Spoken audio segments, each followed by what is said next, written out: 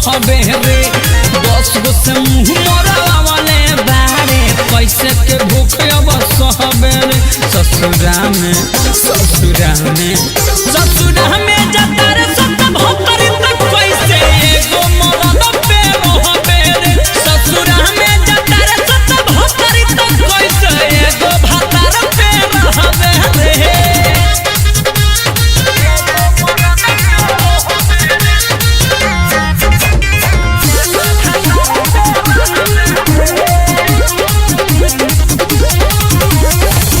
बहरी चक लगा के थर्मामीटर भातार तोरा भीतर रे पहले रात जान जाई बतिया तेहन नई खिस पवित्र रे बुझाई बहरी चक लगा के थर्मामीटर भातार तोरा पहले रात जान जाई बतिया तेहन नई खिस पवित्र रे खाई ल मुँह खो जाई तोहर कैसे के दुख बोल सहबे रे खाई ल मुँह खो जाई तोहर कैसे के दुख बोल सहबे रे ससुरा में जाता रे सत भोकर तक कैसे एगो मरद पे रहबे रे ससुरा में जाता रे सत भोकर तक कैसे एगो भातार पे रहबे रे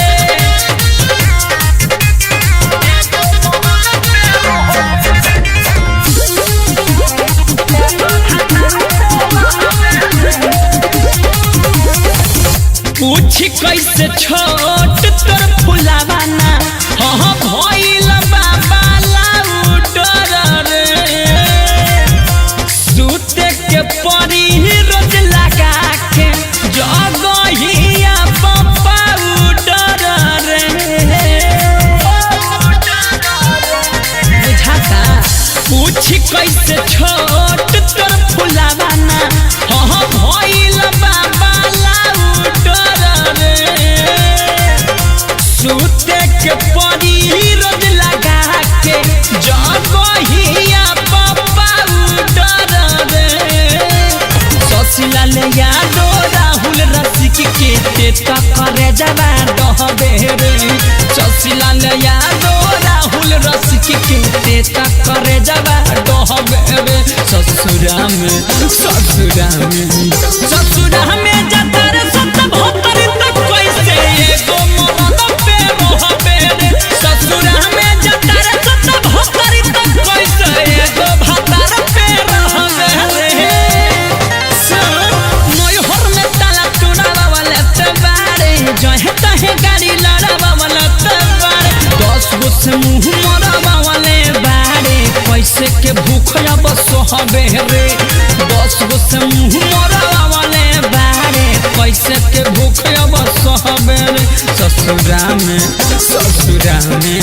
ससुरा में जाता रे सत भोकर तक कैसे एगो मरद पे रहबे रे ससुरा में जाता रे सत भोकर तक कैसे एगो भातार पे रहबे रे